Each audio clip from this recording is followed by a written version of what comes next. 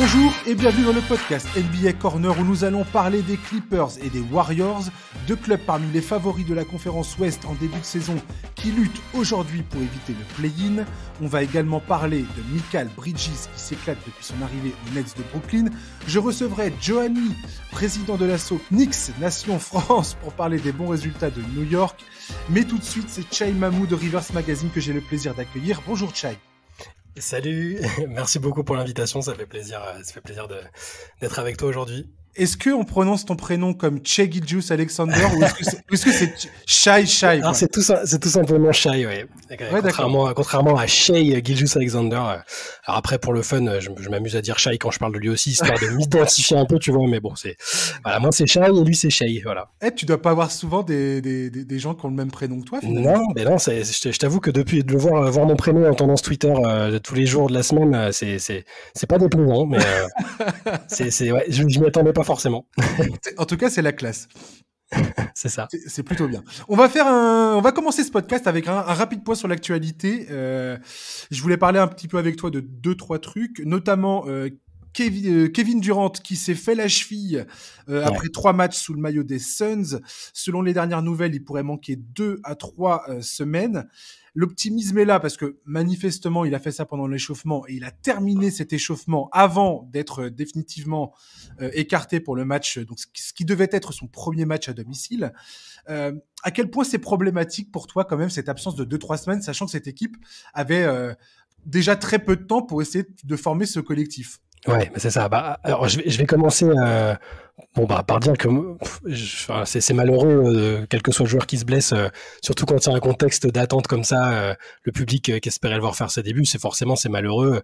Ça ressemble quand même plus à un truc de prévention et de précaution qu'autre chose, mais effectivement c'est quand même problématique. Je pense honnêtement que paradoxalement ça changera pas tant de choses que ça. Je fais un peu partie des gens qui mettaient pas forcément Phoenix, même avec ce trade énorme dans les contenders qu'on s'entend avec la qualité de l'effectif, évidemment que c'est une opportunité, ils vont jouer le titre. Mais comme tu disais, il y avait déjà peu de temps pour créer une machine, des réflexes. Et il y avait déjà peu de temps. Et là, avec cette blessure-là, au final. Il va jouer combien de matchs KD va jouer avec cette équipe-là? Peut-être 10 maximum s'il revient bien. Ouais, c'est ça. Je trouvais que c'était déjà peu. Et là, avec ça, j'ai l'impression que ça repousse encore, ça fait qu'ils ont moins d'opportunités de créer cette fameuse chose, alors que d'autres équipes à l'Ouest sont plus prêtes, quoi. Il est un peu poissard sur les blessures ces dernières années, et c'est un paramètre aussi à prendre en compte. Est-ce qu'il peut revenir et être immédiatement monstrueux sur 1, 2 ou 3 matchs tout de suite en play-off, si toutefois la blessure s'étale un peu? Évidemment, parce que c'est Kevin Durant. Ouais. Mais est-ce qu'il peut enchaîner une campagne au long cours, là, à l'instant T, de manière sans que ça pose problème? J'en doute. Par contre, si tu me dis que les Suns reviennent l'an prochain avec ce groupe-là, avec KD, et renforcés au niveau de la profondeur, avec tous les cadres en pleine forme, etc., là, c'est favori numéro 1. Mais à l'heure actuelle, là, cette blessure, elle change pas fondamentalement les choses parce qu'il y avait déjà un challenge à relever avant ça. Et c'est très intéressant ce que tu dis parce que effectivement, c'est assez rare finalement dans l'histoire de la NBA qu'un transfert comme ça en pleine saison porte ses fruits immédiatement en play-off, surtout quand c'est un joueur de l'envergure de Kevin Durant qui change profondément l'effectif, parce qu'il y a énormément de joueurs qui sont partis à Brooklyn dans l'échange. Donc c'est quand même très compliqué. L'état de santé de KD et de Chris Paul, c'est toujours problématique. Aujourd'hui, on sait que leur capacité à éviter les blessures, c'est un peu compliqué. Ouais. Et là, tu leur demanderais à l'attaque des playoffs de passer 4 séries de playoffs, sachant que du premier jusqu'en finale NBA, l'engagement physique serait absolument total et probablement très coûteux pour leur physique. Donc, c'est vrai que j'ai du mal effectivement à voir Phoenix aujourd'hui aller au bout, même si sur le papier, c'est assez magnifique, quoi. C'est pour ça que déjà avant cette blessure, les matchs qu'il a disputés jusque-là, c'est Kevin Durant, c'est sans doute la superstar la plus adaptable à n'importe quelle équipe et n'importe quelle situation. Il a un profil tellement... c'est un joueur absolument fantastique. Mais il y avait quand même déjà ce besoin, comme on a dit, de trouver des automatismes. Il y a des problèmes qui sont nés de ce trade aussi. Hein, le fait d'avoir perdu des joueurs de la rotation qui était important. Honnêtement, là, la profondeur de l'effectif, je la trouvais déjà problématique avec KD.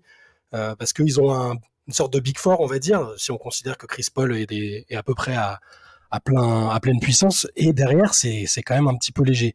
Donc il y avait déjà cette problématique là, et le fait qu'ils doivent manquer plusieurs matchs, ça change pas le fait qu'ils seront compétitifs. Ils vont gagner des matchs, hein. Devin Booker il marche sur l'eau en ce moment, le reste de l'équipe fonctionne très correctement, donc ils vont gagner les matchs et se qualifier en position tout à fait raisonnable à mon avis, mais comme tu disais tout à l'heure, enchaîner les victoires, réussir à passer plusieurs séries de playoffs contre des équipes qui à mes yeux se connaissent mieux, ont déjà une identité plus et une alchimie plus affirmée, ça fait que ce sera très compliqué, et encore plus compliqué que ce à quoi je m'attendais. Ce qui ne change rien au fait qu'ils seront favoris l'an prochain s'ils font les ajustements nécessaires et qu'ils ont le même noyau.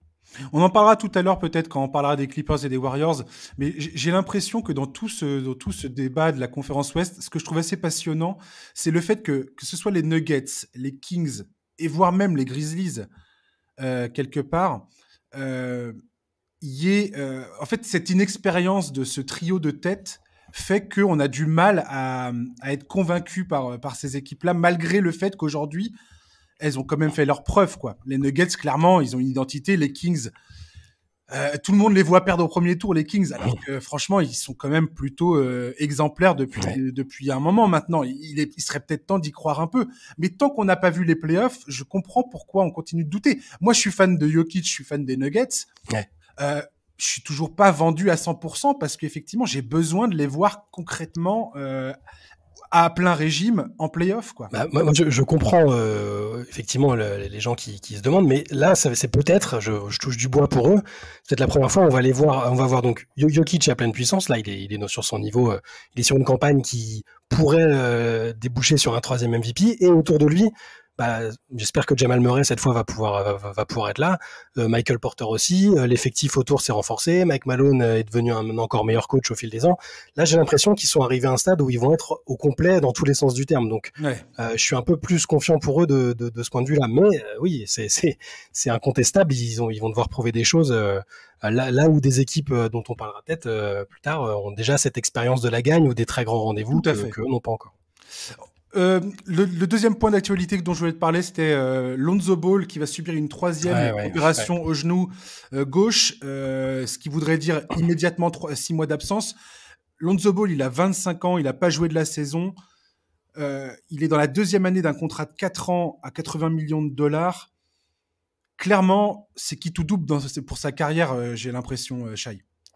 C'est vraiment c'est extrêmement triste. De toute façon, toutes les blessures au long cours en NBA sont tristes, mais ce qui est encore plus peut-être frustrant pour lui et pour les fans des Bulls, je pense, c'est que à mes yeux, c'était quasiment le joueur parfait, le joueur qui manquait à leur équation pour être peut-être la même équipe qu'ils étaient l'année dernière, où ils étaient très compétitifs à l'Est, et pour apporter ce lien qui leur manque clairement cette année, même si sur le papier il y a de la qualité, parce que c'est un excellent meneur de jeu, il est très complet, c'est un bon chef d'orchestre, un bon défenseur, un bon passeur, un bon shooter.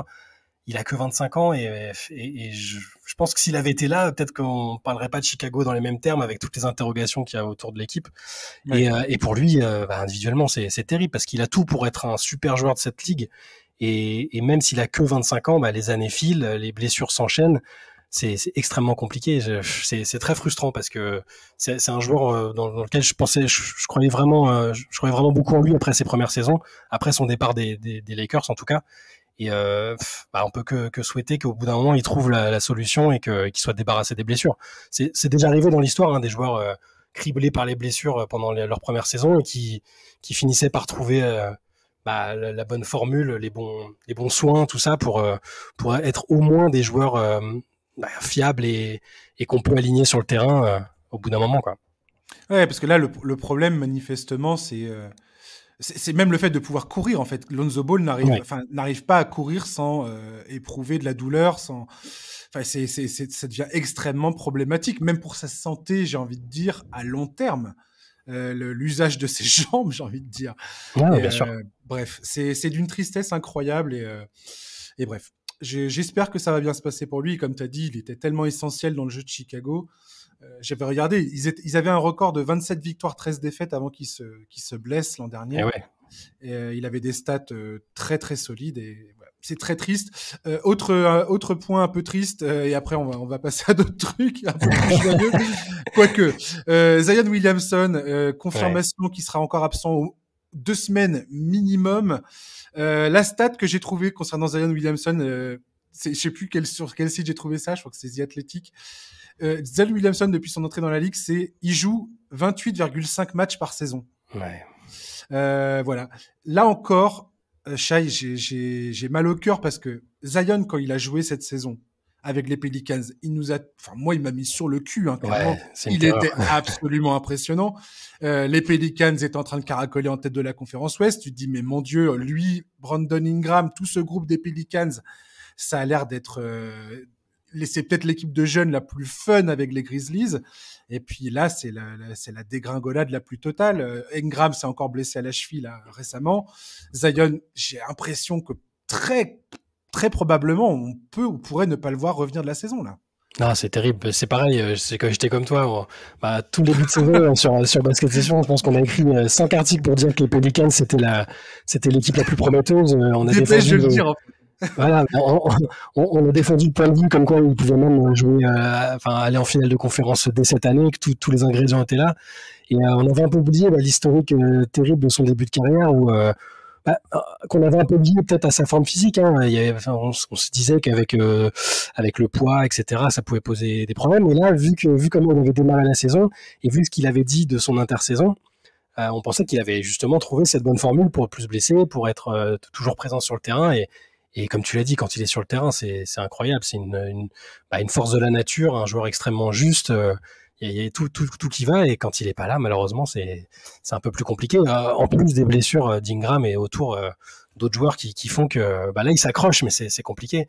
Donc, ouais. je suis passé de l'optimisme le plus total et peut-être déraisonnable avec lui, en me disant ça y est, c'est bon, c'est réglé, tout va bien, il va pouvoir rouler sur la ligue, à de l'inquiétude, pour pas dire du pessimisme, parce que s'il n'arrive pas à enchaîner des saisons, c'est problématique à plein d'égards, contractuellement, médiatiquement, pour les Pelicans. C'est très compliqué s'il n'arrive pas à tenir sa place sur le terrain, quoi. Ouais, j'aurais le cœur brisé, littéralement, si Zion Williamson n'arrive pas à faire une carrière digne de ce nom. Je trouve que ce mec est tellement époustouflant sur un terrain. C'est tellement un truc rarement vu en NBA. Je sais pas, c'est vraiment un phénomène physique. C'est le talent générationnel qu'on nous avait vendu. Ce gars était a clairement le talent pour répondre aux énormes attentes qui étaient sur ses épaules au moment de son arrivée en NBA.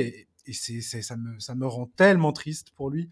J'espère vraiment qu'il y parviendra, que les Pelicans arriveront à monter cette équipe que j'adore. Franchement, Najee Marshall, j'ai déjà parlé de cette équipe parce que je me suis dépêché de parler des Pelicans quand ça marchait bien. Trey Murphy, mais Alvarado et compagnie, tout ce groupe, je le trouve absolument génial. Leur premier tour face à Phoenix l'an dernier, je l'ai trouvé.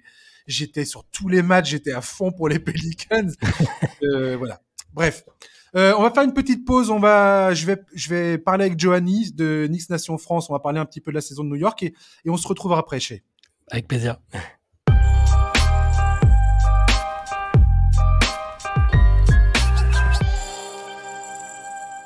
Je reçois aujourd'hui également Johanny, président de l'association Knicks Nation France. Bonjour Johanny.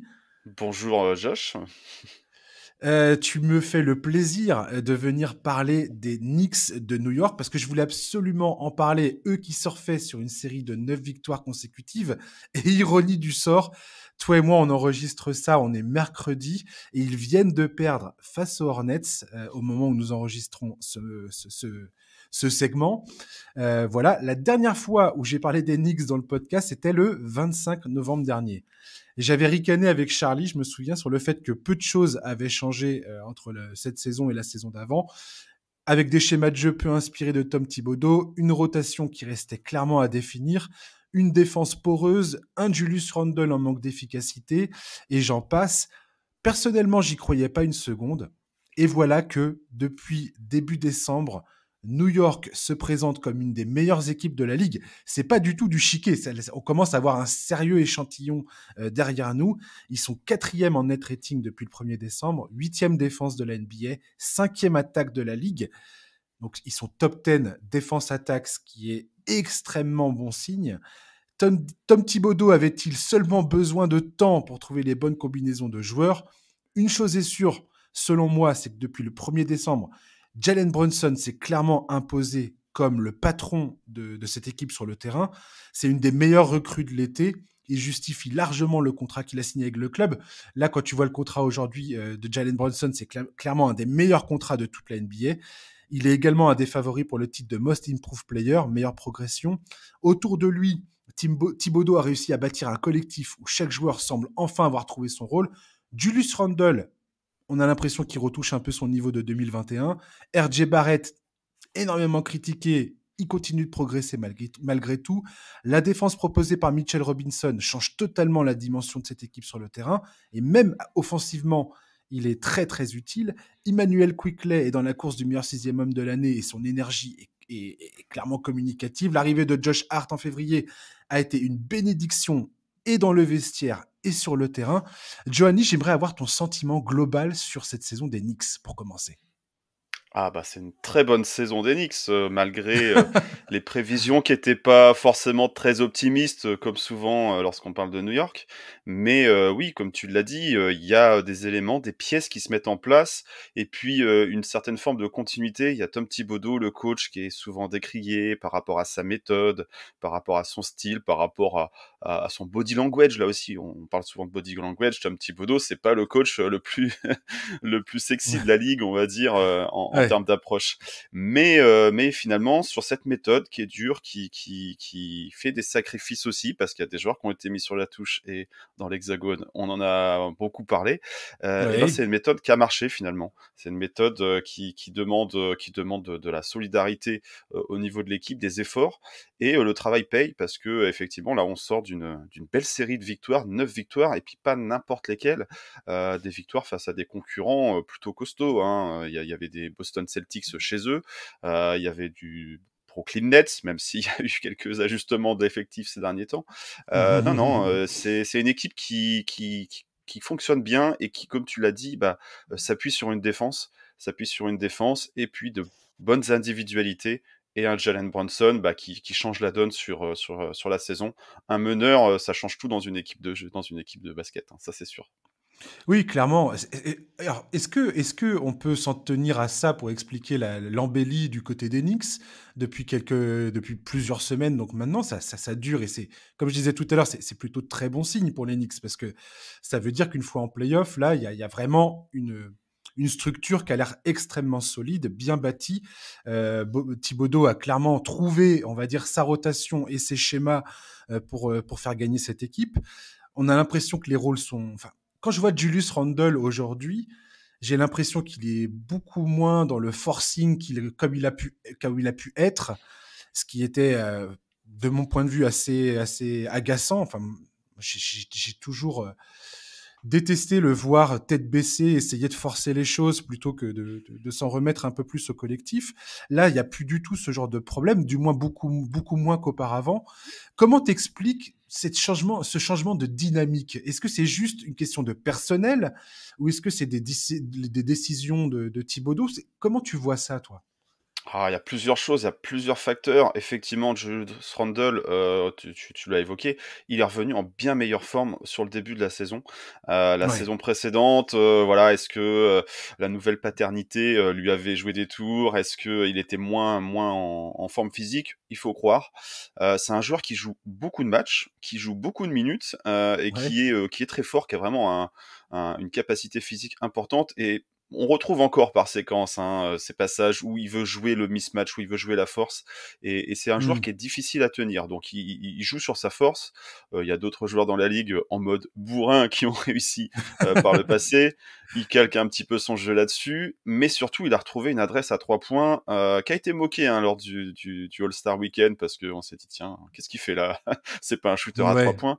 C'est pas un shooter de concours, ça c'est certain, ça s'est vu. Il a répondu à l'appel d'un forfait, mais voilà, autrement, en match, non, c'est vraiment un joueur qui arrive justement à retrouver son niveau d'adresse qui était le sien lorsque il finit la saison en MIP.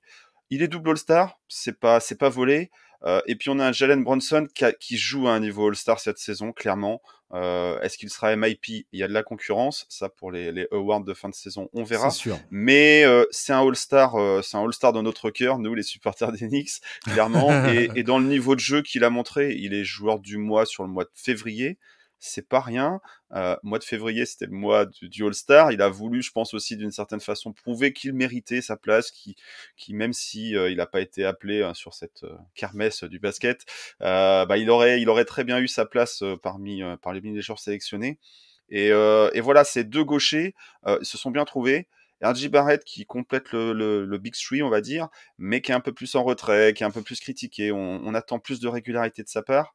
Voilà, c'est encore un jeune joueur, il y a encore des choses à polir dans son jeu.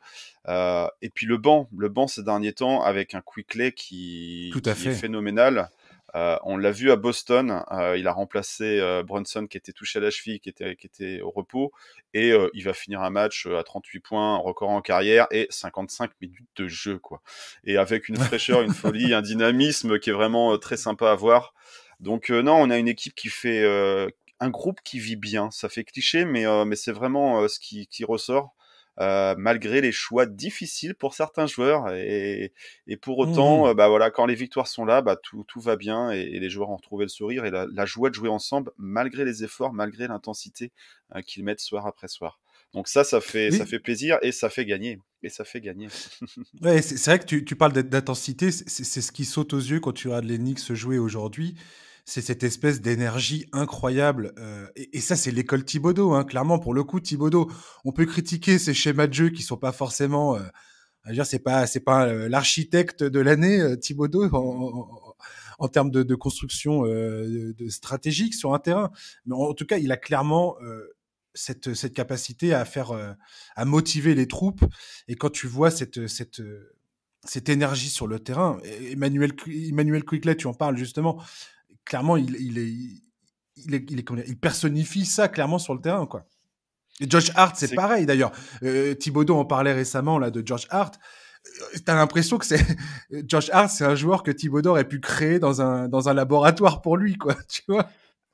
Josh Hart, très bonne recrue. C'est pas le nom le plus Incroyable. clinquant de la ligue, mais il a tout de suite collé à l'ADN Knicks et puis tout de suite s'est fait adopter par le public du Garden parce que il joue à l'intensité et il joue des deux côtés du terrain. Et c'est ce genre de joueur dont les Knicks ont besoin pour intégrer le collectif. Donc de la défense, du jeu collectif. On n'en a pas parlé, il y a un Quentin Grimes qui a récupéré une place de titulaire Tout relativement à tôt fait. dans la saison. C'est qu'un sophomore, hein. Il avait fait un petit peu quelques apparitions intéressantes en saison rookie, mais là, il a vraiment récupéré une place de titulaire qui est pas volée du tout et qui est un joueur qui se met au sens du collectif, qui va apporter de la défense, qui va avoir un petit côté slasher, qui peut aussi dégainer pas mal de loin, mais qui a une super vision au niveau du jeu de la passe, du passing game. Donc ça, c'est très intéressant. Et oui, offensivement, tu l'as dit, Tom Thibodeau, il s'appuie beaucoup sur de l'isolation, ISO Randle, ISO Bronson. Ça marche cette saison très bien. On verra si en playoff ça devient plus C'est compliqué. ça. C'est une toute autre compétition, chaque chose en son temps.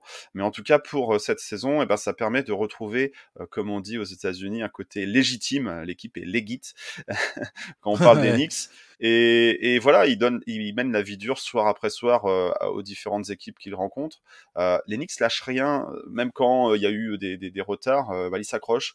Donc voilà, c'est plutôt intéressant parce que chaque match, il est joué pour être gagné. Il y aura des défaites sur cette fin de saison.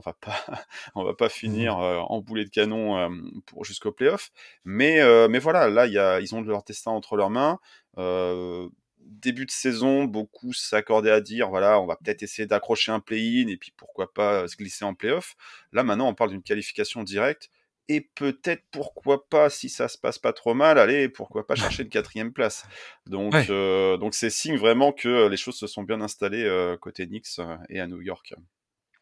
Avant de parler des playoffs, j'aimerais te parler un petit peu de Mitchell Robinson dans mes recherches sur les Knicks et ce que j'ai pu voir ces derniers matchs. Mitchell Robinson, ça reste un joueur, je trouve, dont on ne parle pas assez dans ce qui se passe aux Knicks actuellement. Je trouve que sa présence défensive notamment, je veux dire, quand il est sur le terrain, défensivement, les Knicks, ils sont absolument incroyables. Et la différence entre sa présence sur le terrain ou non change beaucoup la donne, Oh clairement. oui. Oh oui. Euh, Ce qui me fait rire, c'est qu'il a été blessé. Il est resté pendant plusieurs semaines, donc à pas pouvoir jouer. Il s'est entraîné, il s'est bâti une condition physique absolument incroyable. Et il a dit récemment que ça l'aide beaucoup aujourd'hui, notamment à jouer le Thibodeau style, à savoir beaucoup de minutes. Tout ça pour dire que sa défense apporte notamment des possibilités de contre-attaque. À quel point, toi, tu vois Mitchell Robinson... Enfin, est-ce que tu comprends pourquoi Mitchell Robinson... Enfin, est-ce que tu comprends? Est-ce que tu vois, toi aussi, bien évidemment, Mitchell Robinson comme un élément indispensable aujourd'hui? Et pourquoi on n'en parle pas tant que ça de ce gars-là? Je comprends pas. Ah, on n'en parle pas, ouais, si, on en parle un peu au niveau du cercle des fans d'Enix, mais Ouais. effectivement, c'est un joueur qui a été prolongé, hein, ça aussi, il faut qu'on le mentionne vis-à-vis de cette saison. Il était en Mhm. contrat rookie, c'était un joueur qui avait été drafté au second tour, hein, qui avait pas fait la fac, qui avait pas fait la Tout à NCAA. fait. Donc, on sait déjà que pour les pivots, il y a toujours un temps pour arriver à maturité. Ça c'est valable pour Mitchell Robinson, mais comme tout un tas de pivots dans la ligue. C'est un poste qui demande des années d'expérience avant d'arriver vraiment à la plénitude de son potentiel. Et là, quand on a en plus un joueur qui a sauté la case NCAA, bon, on partait de loin en termes d'apprentissage basket. Il a de très bonnes aptitudes physiques, il a un centre de gravité plutôt haut et en termes de déplacement, des fois ça peut être compliqué vis-à-vis de certains match-up par rapport à des petits, Mhm. mais il a une très bonne combativité au rebond, et cette année, au rebond offensif, voilà, il récupère énormément de ballons en seconde chance, donc ça c'est tant mieux. Ça redonne de nouvelles occasions de mettre des paniers quand ça rentre pas du premier coup. Et puis il a une dissuasion, c'est un rim protecteur vraiment au sens propre du terme, quoi. Il est grand et il Ouais. peut aller contrer un peu comme il veut tout ce qui Il a bouge. vachement, il a vachement progressé aussi là-dessus, parce Ouais, il se qu'avant, jette il avait moins, il tendance, se jette moins. voilà, il avait tendance à faire des fautes à la con, à sauter quand il fallait pas. Aujourd'hui, on a l'impression qu'il a vachement progressé sur la défense de position, de On positionnement. Il sait critique, se ouais. positionner et choisir le moment où il va aller contrer ou pas, quoi. C'est ça, il saute un peu moins à la première feinte, et c'est ce qui lui veut jouer des tours sur ses premières saisons, parce qu'il prenait énormément de fautes et très vite. Et ça le sortait Tout à de fait. son rythme de match, et ça le sortait de ses minutes de jeu. Donc là, il gère nettement mieux ses fautes. On parle plus vraiment de problème de fautes quand on parle de Mitchell Robinson. Et oui, il y a eu un passage où voilà, il a été blessé, il a loupé quelques semaines là, juste avant le All-Star break. C'est Jericho Sims, un jeune intérieur qui a pris le relais, Mhm. on va dire poste pour poste. Mais voilà, c'est pareil, on est sur un jeune pivot qui a besoin encore d'années pour s'aguerrir, qui a un profil un peu similaire dans le sens où il est athlétique, mais à la fois qui peut lui défendre plus facilement sur des petits joueurs. Non, Mitchell Robinson, c'est un élément indispensable pour la solidité de ce starting five. On n'a pas forcément besoin d'avoir que des joueurs qui sont en capacité de scorer. Mitchell Robinson, il va scorer sur alley-oop, sur un rebond offensif, donc il va prendre plutôt les miettes et il va pas être si souvent servi par ses coéquipiers, quoique avec R.J. Barrett, avec Quentin Grimes, il va être trouvé de temps en temps. Mais voilà, c'est pas une option première dans le système offensif. Mais par contre, Mhm. défensivement, très utile à la dissuasion, au rebond. C'est un élément indispensable pour espérer voilà, aller loin au printemps. Ouais, je crois que dans le ratio de rebond offensif, il est deuxième de la NBA, Mitchell Robinson, il me semble. Faudrait que je vérifie ça, mais en tout cas, il est tout en haut du panier et il fait partie des rebondeurs offensifs élites de la ligue. Et c'est vrai que tu fais bien de le souligner. Moi, ce qui me surprend le plus avec les Knicks aujourd'hui, c'est leur qualité offensive, en fait. Je pensais pas qu'avec avec cet effectif, ils arriveraient à se hisser à ce point. Euh, Dans le haut du classement dans des meilleures attaques de la NBA, quoi. C'est pour moi le truc le plus surprenant de toute cette histoire. Clairement, je m'attendais absolument pas à ça et j'ai aucun problème pour le dire. Je suis très surpris et tant mieux pour les fans d'Enix. Pour terminer, Joanie, je voulais savoir, concrètement, pour les playoffs, comment, en tant que fan, tu abordes cette histoire? Parce que on l'a bien vu en 2021, c'était tout feu, tout flamme, et puis ça s'est complètement craché dès le premier tour face à Atlanta. J'ai l'impression que ça va être un peu différent quand même cette fois. Est-ce que tu es optimiste ou pas? Ouais, bah, du coup, oui, effectivement, ça va être une post-season qu'on attend différent. Bien sûr, on n'a pas envie d'une série qui est vite expédiée en 4-1 et puis voilà, la fête est finie, on remballe on remballe les cotillons et tout. De là, aujourd'hui, à placer les Knicks contender, moi, c'est clairement pas, une vision que j'ai, vis-à-vis de l'effectif. Il y a des équipes qui sont mieux armées, qui ont plus de vécu, en post-season, dans la conférence Est, donc attention avant de s'enflammer. Je sais qu'on s'enflamme vite à New York. Non, ce qu'il va falloir, c'est être bon assez vite dans ces playoffs. On verra quel est l'adversaire à affronter. Moi, je suis pas forcément trop partisan d'avoir l'avantage du terrain. Terminer quatrième, ça serait bien, ça serait beau, et ça ferait un petit pied de nez par rapport à tous ceux qui croyaient pas aux Knicks en début de saison. Mmh. Mais limite, vaut mieux démarrer ta série avec des matchs à l'extérieur. T'essayes d'accrocher un des 2 matchs à l'extérieur, et puis après, voilà, quand tu reviens à la maison, t'as un petit peu moins de pression que de commencer tout de suite au Madison Square Garden. Donc, on verra. Beaucoup aimeraient voir une opposition contre Cleveland. En plus, avec cette histoire de cet été, Donovan Mitchell qui vient à New York, qui vient pas à New York, Ouais, ça rajouterait forcément un petit peu de storytelling, ce que aime bien la ouais, NBA de toute carrément. façon. Donc, ça ferait tout de bien pour vendre cette série. Euh, Ça, sur le papier, ça se veut aussi être normalement les séries les plus accrochées, parce que c'est 2 équipes qui sont à peu près au même niveau de bilan à l'issue d'une régulière.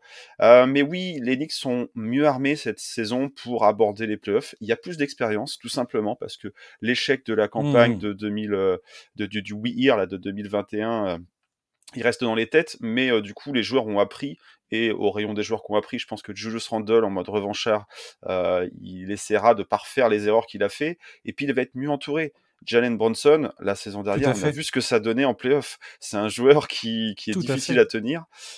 Donc ça fera pas des Knicks des favoris pour l'opposition qu'il y aura au premier tour, qu'on connaît pas encore, hein. Il y a encore quelques matchs, ça peut glisser dans un sens ou dans l'autre dans les classements de la conférence Est. Ça reste assez serré quand même. Mais voilà, un effectif avec plus d'expérience tout de même, avec plus de qualité.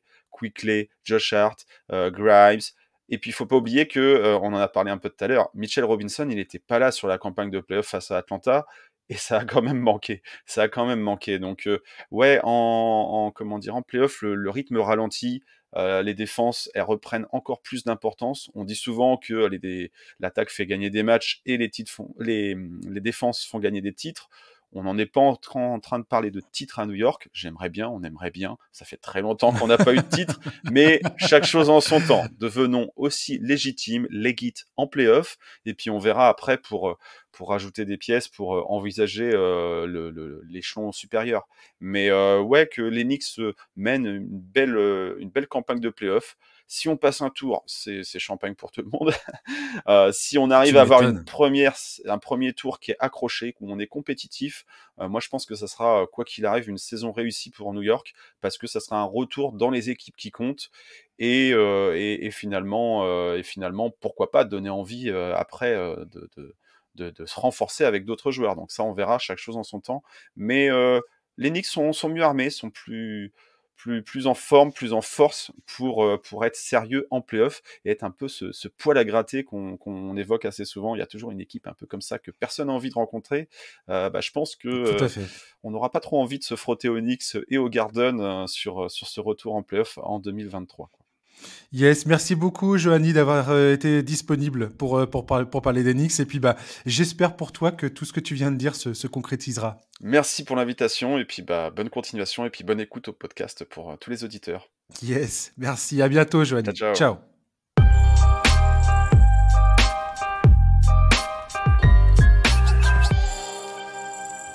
Voilà, on est de retour avec Shai. On va parler, toi et moi, désormais de 2 clubs. Des Clippers et des Warriors, 2 clubs qui étaient considérés comme faisant partie des favoris pour le titre en début de saison, hein. Clairement, il y a beaucoup de gens qui ont dit les Clippers, ils ont enfin l'équipe pour aller au bout. Les Warriors, ils sont champions en titre. Forcément, tu les enlèves jamais. On va commencer par les Clippers, si tu veux bien. Ouais, bien sûr.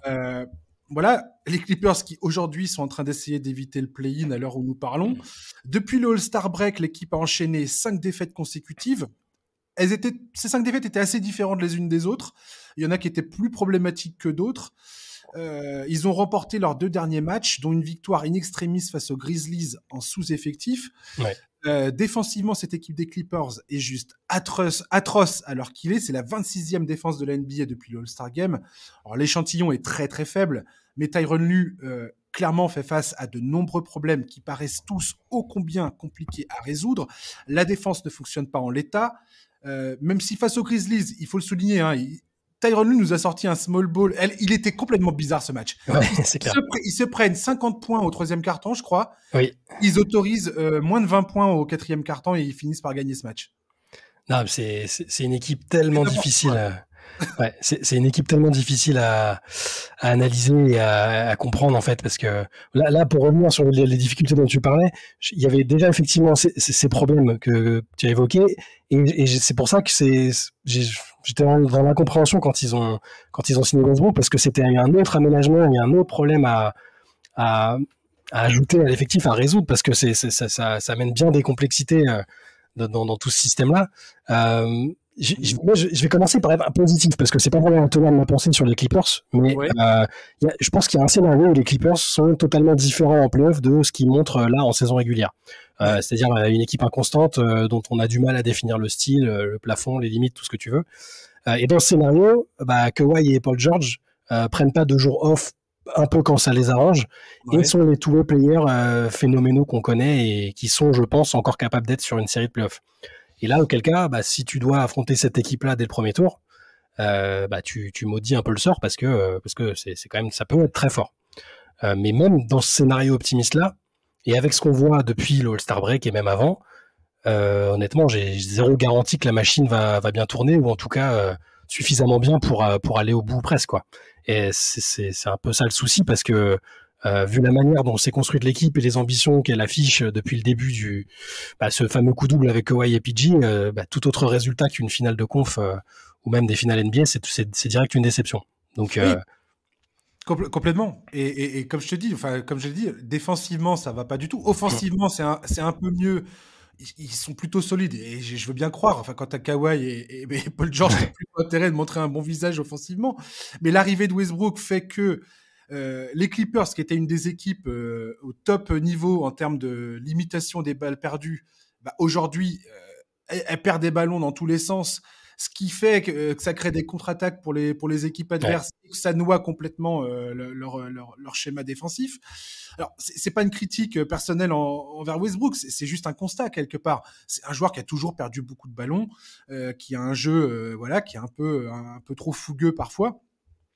Là, ils viennent de récupérer Zubac, qui va peut-être aider un petit peu la défense, parce que c'est un défenseur, notamment à l'intérieur, plutôt solide.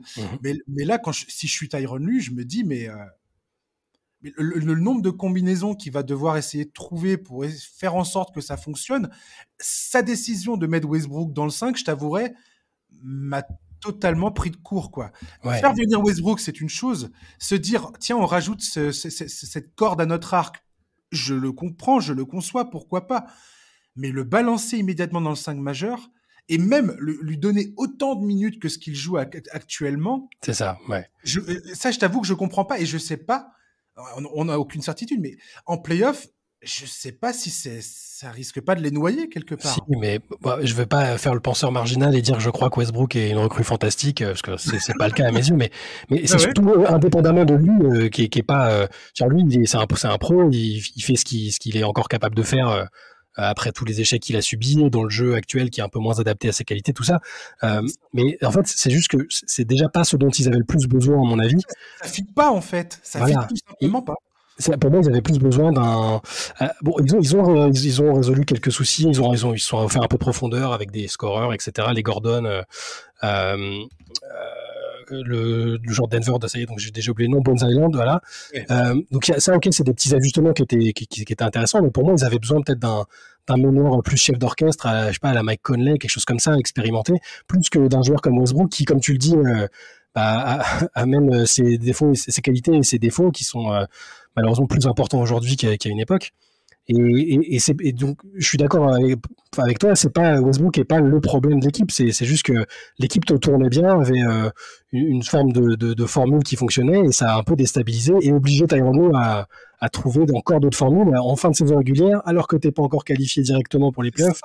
C'est très compliqué. J'ai pas compris le timing non plus et ça. Moi, je pense qu'il y a de toute façon, il y a un problème de gestion et de culture dans cette équipe, tout simplement depuis quelques années. Et ça se voit avec ces moves-là qui sont incompréhensibles, quoi. Oui, complètement. Et le truc avec Westbrook, tu vois, cette fin de match face aux Grizzlies m'a forcément rappelé ce que faisaient les Rockets en 2020 quand Westbrook est arrivé dans cette équipe. Donc, ils font un small ball. Le small ball, attends, je l'ai noté, c'était quoi? C'était Westbrook, Leonard, George, Gordon et Morris pour finir le match. Leur défense était absolument hallucinante. Ouais.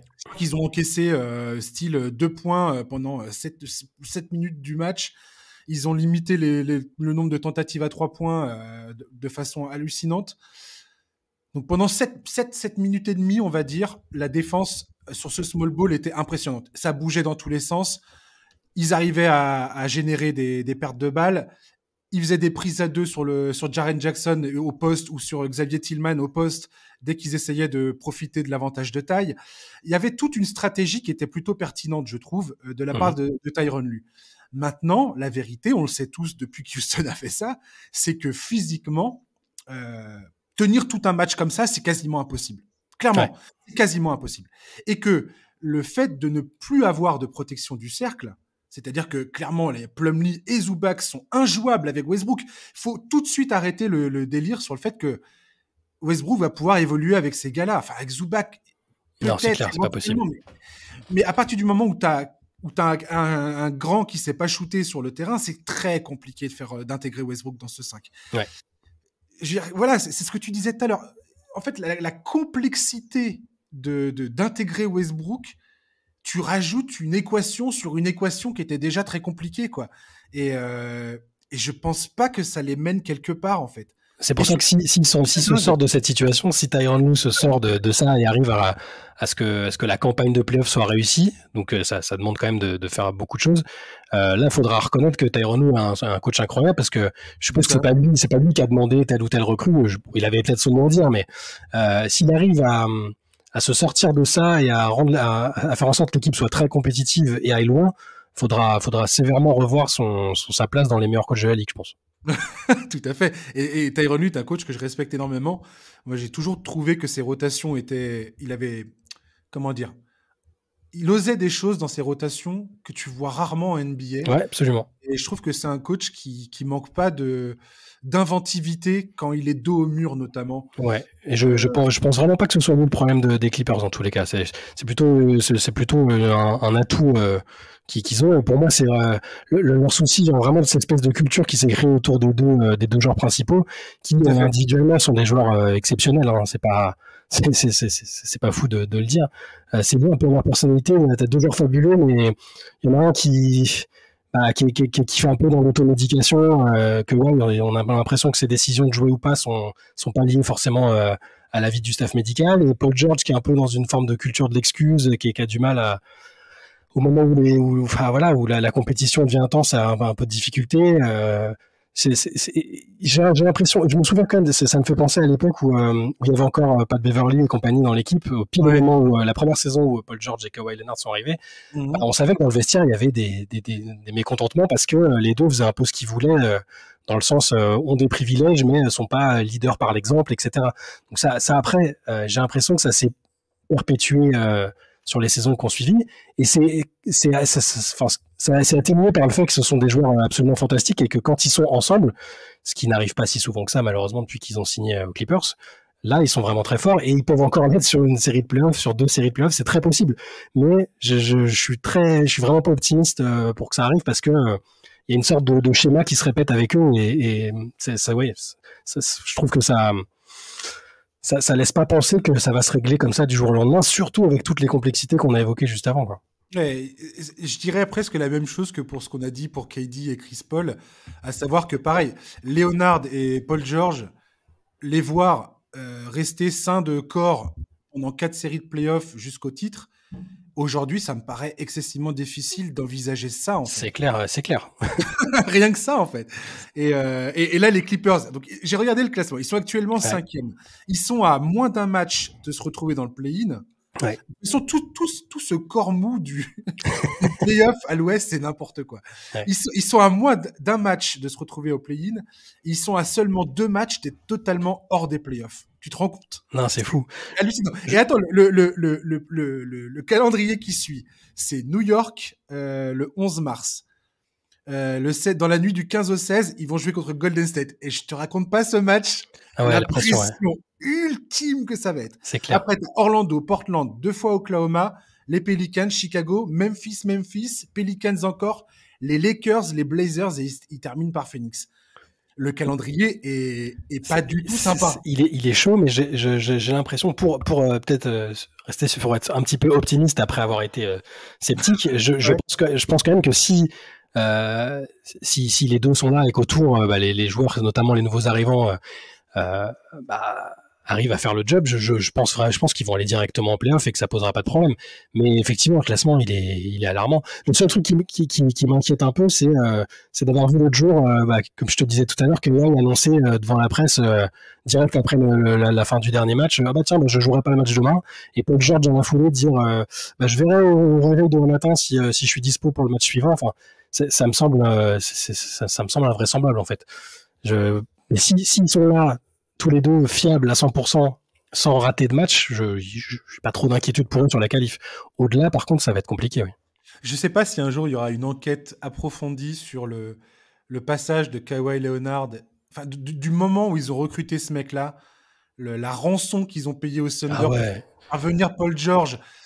Je veux dire, on est face à un des cas de transfert, de signature de free agent, de construction d'équipe les plus fascinants de ces dernières années. Le trade, il est incroyable. Enfin, le trade, quand on le regardera a posteriori, même aujourd'hui, il est intéressant à analyser. Hein, mais c'est un petit braquage parce qu'il savait que les Clippers étaient dans l'urgence, que Kawhi avait très probablement exigé que Paul George vienne, et lui spécifiquement. Donc, Sam Presti s'est régalé et il a demandé de plus en plus d'assets. Même si on ne savait sans doute pas que chez Gilgeous-Alexander serait aussi fort, quand on regarde aujourd'hui c'est sur le bilan des Clippers, le nombre de matchs joués par Kawhi et Paul George, leurs accomplissements collectifs et la trajectoire qu'est en train de prendre OKC, je pense que le trade sera en définitive à l'avantage du Thunder. Ça reste à voir, hein, mais c'est un trade assez fascinant. Ouais. Parce qu'on pourra dire ce qu'on veut concernant les Lakers et leur transfert d'Anthony Davis avec les Pelicans, mais mine de rien, ils ont rempli le contrat, ils ont gagné un titre. Ils ont gagné un titre, ça on pourra jamais leur enlever. Oui, un titre dans la bulle, tout ça, tout ce qu'on veut. Dans les livres d'histoire, potentiellement, on n'en parlera plus vraiment. Voilà, ils ont au moins gagné un titre. Et d'ailleurs, je me suis demandé, ça sera un sujet pour un autre podcast, mais je me suis posé la question de savoir... en fait, sur les derniers titres remportés sur les 15 dernières années, combien de clubs ont monté une équipe de toutes pièces et ont réussi à s'imposer? Il y en a, mais c'est souvent dans la difficulté. Si tu regardes le hit de LeBron James, Wade et Chris Bosh, sur 4 ans ensemble, ils ont gagné 2 fois le titre. Et on parle de LeBron James, qui est le meilleur joueur de sa génération et le meilleur joueur potentiellement de l'histoire de la NBA, quoi. Non, mais ça marche très rarement et on le voit de plus en plus, en fait. Hein. Je pense que là, ce qu'on fait les Clippers en démarrant de zéro, d'autres équipes qui ont ajouté les assets comme ça en chamboulant tout, c'est de plus en plus compliqué pour que ça fonctionne. C'est du travail de longue haleine. Et d'un côté, c'est presque rassurant sur la valeur du travail à long terme et de la construction patiente et intelligente. Moi, c'est pas un modèle de construction d'équipe que j'apprécie forcément, que ce soit ce qu'ont fait les Lakers ou ce qu'ont pu faire les Clippers. Forcément, ou les Nets à un moment, même si au final ils avaient plutôt bien bossé avant de faire venir Kyrie et KD, mais Ouais, je suis d'accord, c'est pas un modèle qui me semble le plus le plus amené à te garantir du succès. Ouais, ça serait intéressant. Je vais me pencher sur cette question. J'en ferai un podcast sur tous les derniers champions et voir qui avait un socle construit, comme les Warriors dont on va parler tout de suite, Ouais. et qui a réussi à monter un truc de A à Z quasiment, et pour finalement décrocher le titre, quoi. J'ai hâte de voir ça. Je ferai ça pour un autre podcast, promis, chers auditeurs. On va parler des Warriors, qui sont un petit peu dans la même situation que les Clippers, hein, dans cette espèce de course pour ne pas participer au play-in. S'il ne faut jamais sous-estimer le corps d'un champion, certes, les Warriors, eux, sont en train de lutter contre un flot continu de blessures et un manque évident de constance dans l'effort depuis le début de saison. Pour moi, il y a deux façons de voir la chose. Tu as le verre à moitié plein, le verre à moitié vide. À moitié vide, c'est Stephen Curry qui ne parvient pas à se relancer après un début de saison de haute volée. Je rappelle que jusqu'à la mi-décembre, il tournait à plus de, en termes d'adresse, à 50, 40, 90, à plus de 30 points par match. Merci, au revoir. Gary Payton, The Third, ne revient pas ou mal. Andrew Wiggins, qui est tenu à l'écart par ses problèmes familiaux, on espère que ça se résoudra pour lui, est écarté des terrains et puis ne revient pas non plus et à la tête ailleurs. Mauvaise énergie entre Draymond et Jordan Poole qui refait surface au pire moment, c'est-à-dire à l'attaque des playoffs. On peut dire aussi le verre à moitié plein. Une équipe qui presse le bouton on, Curry qui retrouve des couleurs juste avant les playoffs, Klay Thompson qui continue sur sa lancée et qui plante plus de 4 tirs à 3 points par match, Draymond qui rentre en mode playoff et qui pilote l'attaque et la défense d'une main de maître comme il sait le faire et qu'il a déjà prouvé, Wiggins et Payton en mode pitbull défensivement, les joueurs qui ont pris des responsabilités sur le banc, je pense notamment à DiVincenzo, JaMychal Green, qui portent leurs fruits, Kuminga aussi qui a pas mal glané des minutes et qui a été plutôt efficace ces derniers temps. Personnellement, après une décennie à suivre cette équipe des Warriors, je suis incapable de me dire que c'est impossible pour eux de ne pas aller au bout, même si statistiquement, on sait que si tu es 5e, par exemple, de la conférence, ça va être très, très compliqué, quoi. Il va falloir sortir un exploit à la Houston Rockets 95, et ça arrive jamais quasiment dans NBA. Ouais. C'est ça. Et par rapport à ce qu'on disait tout à l'heure, est-ce que les Warriors, est-ce qu'ils sont l'équipe qu'ils sont, c'est-à-dire ce que leur classement nous dit qu'ils sont, à savoir une équipe qui n'arrive pas à trouver son rythme et qui est en galère et qui de toute façon se fera plumer par une équipe qui, elle, est beaucoup plus certaine de ses forces, ou est-ce que ça reste un monstre, un géant endormi qui, s'ils parviennent à entrer en play-off avec un effectif à peu près au complet comme il faut, peuvent absolument détruire tout le monde? J'essaye de garder en tête la citation de Tomjanovic que tu as citée tout à l'heure sur le cœur du champion. Ouais. J'essaie vraiment de garder ça ces dernières semaines parce que j'essaie de me dire qu'ils sont champions en titre, qu'ils ont une culture de la gagne et du vivre ensemble qui est établie, qui a fait ses preuves. Ouais. Ils viennent de récupérer l'assassin qui est Stephen Curry. Wiggins, qui est un élément clé, pas encore là. Je pense qu'il va finir par revenir aussi correctement. Mais je sais pas, j'arrive pas à retrouver la vibe de l'équipe que j'ai pourtant mise championne dans mes pronos début de saison, hein, mais c'était avant que Draymond Green ait cet incident avec Jordan Poole, qu'il y ait une atmosphère pesante tout au long de la saison, même indépendamment de cette affaire-là, qui est déjà révélatrice. J'ai du mal, je trouve que l'atmosphère est compliquée. Je retrouve pas non plus cette espèce d'appétit et de faim de prouver qu'il faut aller gagner, qu'il faut donner tort aux sceptiques. Et pourtant, comme tu le dis, il y a des choses très positives ou en tout cas encourageantes. Curry qui revient bien, Draymond Green, même si là ces derniers jours on parle que de l'embrouille avec Dillon Brooks, etc. Sur le jeu, on retrouve vraiment, je trouve le Draymond un peu général de défense et pilote de l'équipe. Je le trouve bon. Klay retrouve sa force de frappe offensive. Kuminga fait de belles choses aussi. Ils ont bien fait de s'accrocher à lui, je pense. Mais c'est juste que je sens pas cette même faim et cette faim d'aller gagner et de donner temps aux sceptiques, tu vois. Et c'est exactement ça. J'ai l'impression qu'il y a une fatigue émotionnelle qui... tu vois, je sais pas si tu as déjà ressenti ça depuis que tu es fan NBA, mais on dit toujours que c'est toujours compliqué de remettre le couvert, d'aller gagner ce deuxième titre, parce que émotionnellement, après, tu vois, l'an dernier, les Warriors, ils sont allés chercher un quatrième titre avec ce trio là, Green, Thompson, Curry. On peut mettre aussi Iguodala dans le tas, tiens, tant qu'à faire. Ils ont prouvé qu'ils pouvaient gagner sans Kevin Durant. Curry a définitivement assis à son autorité en tant qu'un des tout meilleurs joueurs de l'histoire de la Ligue.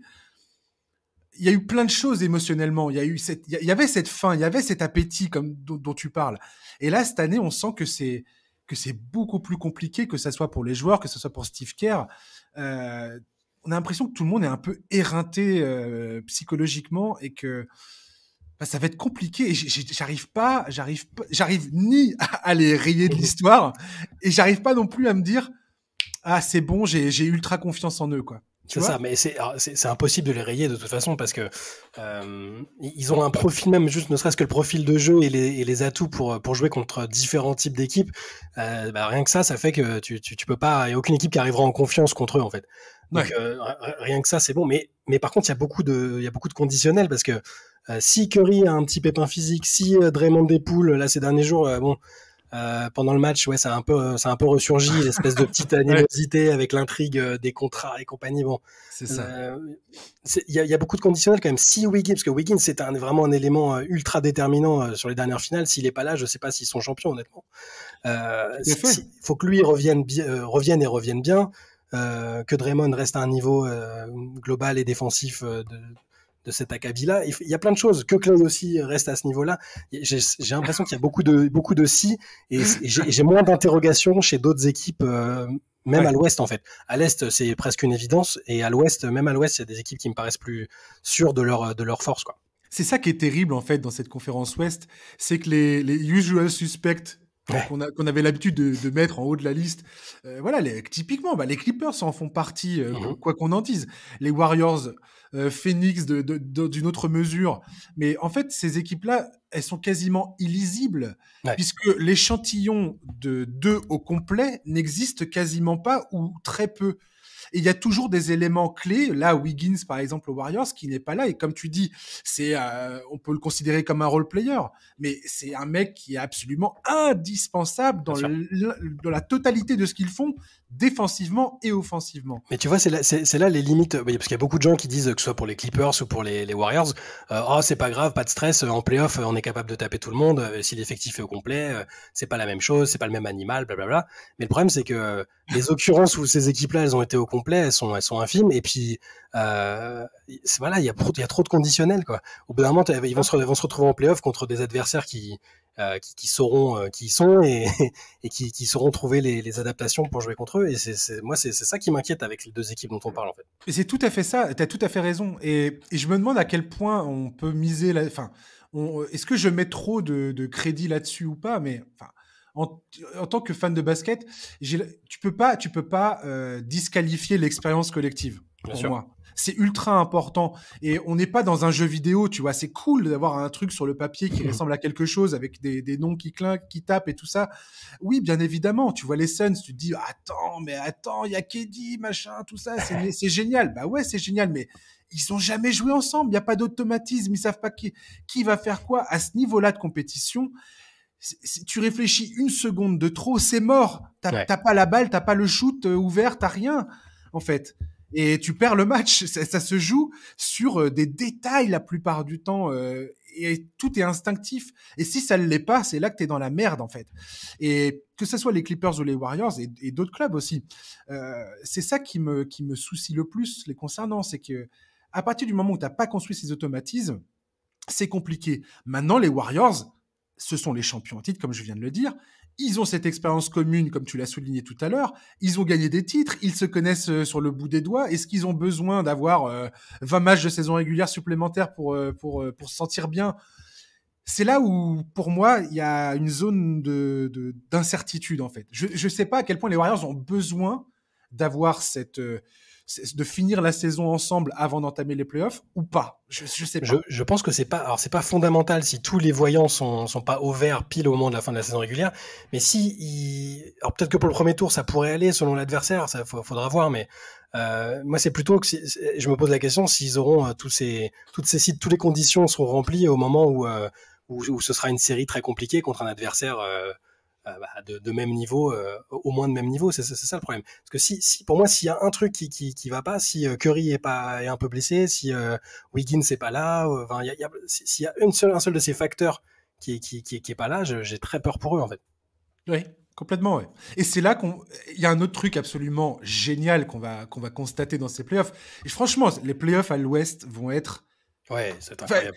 l'histoire, enfin, le truc, le récit est absolument génialissime, quoi. C'est-à-dire qu'on a, comme je te l'ai dit tout à l'heure, on a en tête de classement, on a les Nuggets, les Kings et les Grizzlies. Alors les Grizzlies, on va voir si ça retombe ou pas d'ici là. Parce qu'ils sont quoi? Ils sont pas là, ils sont pas énormément trop devant. Ils ont 2 matchs et demi d'avance sur Phoenix. Ils ont Phoenix, voilà. Ils ont Phoenix qui sont sur les rotules, mais bon, les Phoenix, vu qu'ils viennent de perdre KD, ça paraît moins menaçant. Memphis ont d'autres problèmes dont j'ai déjà évoqué. J'en reparlerai plus tard, éventuellement, mais bref. On a ces équipes-là qui n'ont pas l'expérience de playoff qui nous permet de nous dire voilà ce à quoi on va s'attendre avec les Nuggets. Voilà ce à quoi on peut s'attendre avec les Kings. C'est simple, ça fait 16 ans qu'ils n'ont pas mis les pieds en playoff. Donc voilà, en fait, on est face à un truc où les Nuggets et les Kings ont bataillé toute la saison pour nous prouver qu'ils avaient les reins assez solides pour se maintenir en tête de classement de la conférence Ouest, qui est en soi une sacrée performance qu'on ne peut pas diminuer. Et pourtant, quand tu écoutes parler tous les commentateurs américains des playoffs, dès que tu as un truc style la confrontation Dallas-Sacramento, Dallas va gagner. N'importe qui est mis face à Sacramento, c'est Sacramento de toute façon va perdre au premier tour. Moi, je suis pas certain que ça soit le cas. Je suis comme toi, je suis pas de cet avis-là parce que après on verra comment ça se goupillera en playoff. Mais les 3 équipes de tête dont on parlait, même si Denver est un peu détaché, c'est 3 équipes qui n'ont pas, même si Memphis a eu les soucis que tu as évoqués, c'est 3 équipes qui se connaissent très bien, enfin qui jouent, qui ont le même effectif depuis le début de la saison, qui n'ont pas fait de modifications radicales autour de la deadline. Là où les autres, Phoenix, les Clippers et les Warriors, ont tous les 3 eu leurs propres soucis et leur challenge à relever en interne et sur le plan du basket pour retrouver leur vrai niveau. Donc moi, j'ai plus tendance, même s'il y a le facteur inexpérience dont on a parlé, c'est une inexpérience relative parce que Denver est quand même déjà allé loin en playoff avec plusieurs des joueurs qui sont encore présents. Memphis a retrouvé les playoffs l'année dernière. Je suis plutôt confiant pour ces équipes-là et j'ai des certitudes avec elles, là où j'en ai moins, paradoxalement, avec les équipes, les usual suspects, comme tu disais tout à l'heure. Et tu parlais d'un Sacramento-Dallas. Moi, je suis extrêmement pessimiste pour Dallas pour plein de raisons. Tout ce qui s'est passé autour de la deadline, pour moi, c'est quelque chose qui fait qu'ils vont aller droit dans le mur. Et s'il y a un Sacramento-Dallas, sur l'euphorie, le retour en playoff, l'avantage du terrain qui va être important pour Sacramento, parce que les gens le savent pas toujours, mais la fanbase des Kings, c'est une des plus brillantes et enthousiasmées de toute la ligue. Je miserais pas contre les Kings au premier tour si c'est un adversaire comme Dallas, par exemple. Tu sais ce que je veux voir Tu sais ce que je veux voir au premier tour? Tu veux voir Kings Lakers? Exactement. C'est ça, comme tout le monde, comme tous ceux qui ont vécu les années 2000. Exactement. Et la série frustrante pour les Kings avec cette équipe que tout le monde aimait. Voilà, la vache. Et l'ambiance à Sacramento. Avec le laser, ça va être... pendant les playoffs. Mais je sais pas si on se rend bien compte du bordel que ça va être, mais c'est tellement génial cette histoire de Sacramento. Ouais, c'est la bonne histoire de la saison. Et ils ont pas eu à faire des changements radicaux autour de la deadline. Je pense ils savent vraiment qui ils sont et ils seront pas du tout bons à prendre au premier tour. En fait, ce que les gens disent, c'est que Sacramento ne pourra pas jouer son jeu en play-off comme ils le font en saison régulière. C'est-à-dire que eux qui jouent beaucoup en contre-attaque, qui jouent très vite et tout ça, quand ça sera le jeu posé, ça sera beaucoup plus compliqué.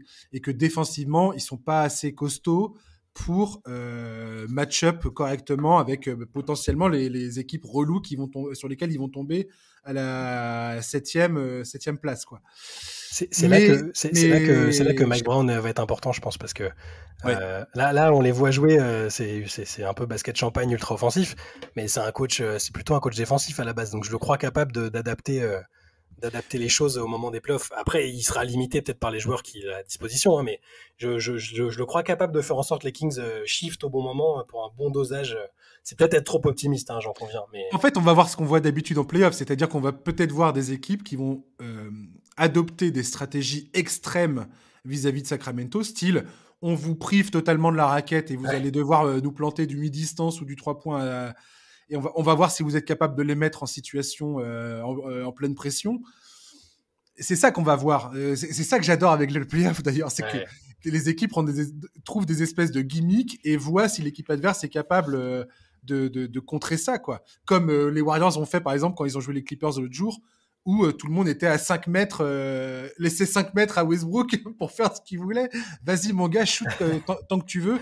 Ouais. On prendra ça plutôt que le reste, quoi. C'est clair. Et voilà, c'est là où en playoff on voit souvent des trucs extrêmes comme ce cas de figure-là qui l'avait été. Et voilà, on verra ça. On va terminer sur Mikal Bridges à Brooklyn. C'est une autre belle histoire de cette fin de saison pour le coup, puisque voilà. On a parlé des trucs tristes en début de podcast avec Lonzo et Zion. Ouais. On va terminer sur une bonne note. Shay, qui a besoin de Kevin Durant quand tu as Mikal Bridges? Hein? Qui a besoin de ça? C'est vrai. Vas-y, Kevin Durant, mais casse-toi, putain. On s'en fout. Hey, le mec, en 11 matchs, il tourne à plus de 26 points, 5 rebonds, 3 passes, une interception, 1 contre.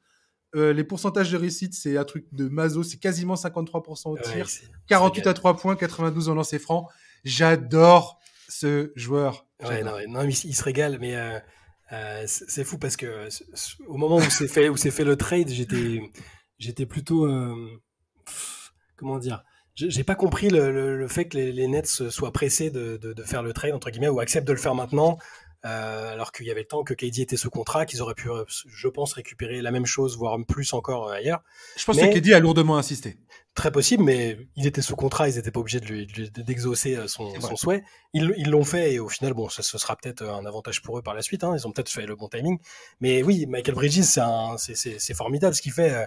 Il te montre que parfois c'est une question d'opportunité aussi parce qu'il était essentiel à Phoenix, faut pas l'oublier. Mais on le voyait surtout sur l'impact défensif. Où c'est un joueur phénoménal, c'est un joueur phénoménal, un des meilleurs externes de toute la ligue en défense. Mais là, il est en train sur l'échantillon qu'on a vu, il est élite des deux côtés du terrain. Et c'est génial pour Brooklyn parce que ça leur permet de tourner relativement rapidement la page un peu noire des derniers mois où ça a été un enfer, je pense, d'être fan des Nets entre ceux qui voulaient partir, ceux qui voulaient que les GM et les coachs soient virés, ceux qui sont finalement partis. Enfin, c'était un bazar total. Après, pour nuancer un peu, parce que l'échantillon, comme on l'a dit, est un peu faible, j'adore Mikal Bridges, comme tous les mecs de Villanova qui arrivent en NBA, ils sont prêts, tous ceux qui sont passés entre les mains de Jay Wright, c'est des mecs, c'est des pros, à chaque fois c'est fantastique. Il y a Jalen Brunson aussi, voilà, Josh Hart. Ouais. Donc tous ces mecs-là, ils sont vraiment toujours prêts. Il y avait un Saddiq Bey qui est bien aussi. Ouais. Mais en tout cas, à l'heure qu'il est, en attendant d'en voir plus, je me demande quand même, est-ce qu'il peut tenir toute une saison dans la peau d'une option numéro 1. C'est ça. Alors ça, on va voir, justement, c'est ce qui va être intriguant avec les Nets, en fonction de ce qu'ils vont faire aussi cet été. Parce que pour moi, à la base, sa vocation, c'était d'être un lieutenant de luxe à la Chris Middleton, enfin, ce qui est pas du tout une injure, c'est un joueur formidable. Tout à fait. Je le voyais plus, et je le vois peut-être même encore aujourd'hui plus, comme un joueur de cette trempe-là, et donc un atout qui n'a pas de prix pour une équipe qui joue le titre, mais il faut peut-être, je le vois plus comme quelqu'un qui sera en soutien d'une autre star par la suite. En fait, moi, ce que j'ai trouvé fascinant, ce que ça a produit dans mon esprit, dans ma tête, dans mon cerveau, c'est que je me suis dit, tiens, quand tu vois les perfs de Mikal Bridges, je me dis, mais parce que si statistiquement, je viens de citer ces stats-là, ouais. Tu te dis, quelle est la différence majeure entre un mec comme Kevin Durant et Mikal Bridges? Pourquoi tout le monde s'arrache Kevin Durant et pourquoi Mikal Bridges? Je dis pas que les gens se l'arrachent pas, mais comme tu dis, il est plutôt perçu comme un joueur de deuxième classe, on va dire. Ouais. Voilà, il est pas perçu comme un franchise player. Et là, tout d'un coup, il montre un nouveau visage. Comme tu dis, on lui donne une opportunité de s'exprimer. Alors, il est peut-être pas le franchise player, l'option numéro 1, mais est-ce que Mikal Bridges, par exemple, il a 26 ans, est-ce que ça serait pas un peu... est-ce qu'on pourrait pas se dire, tiens, une carrière à la Paul George, par exemple, c'est pas complètement hors de portée? Est-ce que ça te semble fou si je dis ça ou pas? Non, c'est pas fou parce que par intermittence, moi j'avais vu un peu ces qualités-là chez lui, même à Phoenix, et j'attendais qu'il les monte sur la durée ou sur les périodes où Devin Booker était blessé, où il y avait pas mal d'absents. Je sentais qu'il avait ces qualités-là, mais j'étais presque un peu déçu qu'il les montre pas pleinement. Mais c'est pas impossible avec ce qu'on voit. Je veux dire, si l'équipe autour de lui permet de faire ça, qu'il a la confiance totale d'un coaching staff, y a pas de raison pour qu'il franchisse pas encore des paliers, que ça devienne un All-Star. Alors la première option est superstar d'une équipe qui va jusqu'au titre. Là, flanque sur la tempe, je dirais non. Mais ouais, bien sûr. Mais par contre, il va gravir les échelons dans les classements des joueurs les plus importants de la ligue. Je pense que ça fait aucun doute et c'est génial. C'est un joueur. À chaque fois que je pense à ce joueur, je repense au fait que c'est une énorme erreur de la part des Sixers à l'époque de l'avoir tradé à la draft. Mais mais c'est incroyable que tu parles de ça. Ouais. Je l'ai marqué dans mes notes. Bah, tu vois. Cette histoire m'a toujours fasciné. Vas-y, continue. Non, mais c'est une énorme erreur quand tu penses que sa mère bossait pour les Sixers. C'est génial. Qu'il est de Philadelphie. C'est complètement dingue qu'ils aient pas. Puis le trade s'était fait contre je sais plus quel joueur, ça va me revenir. Zaire Smith et un pick de draft qui leur servira plus tard à récupérer Tobias Harris dans un échange. Et en fait, alors que Mikal Bridges, pour moi, c'est le joueur qui leur a manqué pour gagner le titre à un moment. Je crois que c'est sur 2 drafts consécutives. Ils auraient pu avoir Jason Tatum. Ils auraient pu avoir. C'est avant ou après, je sais plus. Et ils auraient pu avoir Mikal Bridges dans la foulée. Ouais, c'est ça. Ils auraient pu avoir Mikal Bridges, Jason Tatum dans la même équipe. Ouais, c'est ça. Parfois, ça se joue pas. Bon, parfois, avec le recul, c'est toujours plus facile de dire, etc. Mais là, pour le coup, il y avait tellement de. C'est un local, le gars de Philadelphie. Sa mère bosse chez les Sixers. Ils ont pu le voir pendant 3-4 ans à Villanova où on sait que les mecs qui sortent de là, ils sont forts. Il avait le profil de joueur qui leur manquait exactement. Et ils l'ont lourdé comme ça. Voilà. Et le pire, c'est qu'il est resté pendant plusieurs minutes à croire qu'il était membre des Sixers. Ouais, c'est terrible. Lui et sa mère, ils tombent dans les bras, ils chialent et tout, ils sont là, c'est génial, c'est un rêve qui devient réalité. Et 15 minutes après, je crois un truc comme ça, 20 minutes après, t'as Brett Brown qui était le coach à l'époque et qui servait aussi de general manager intérimaire parce qu'il y avait c'était la merde dans le front office des Sixers, la Calongelo, tout ça là, qui leur annonce bah non, on vient de vous transférer, vous partez à Phoenix quoi. Ouais, c'est ça. Mais à chaque fois, je pense souvent à ça. C'est dans les what if un peu récents.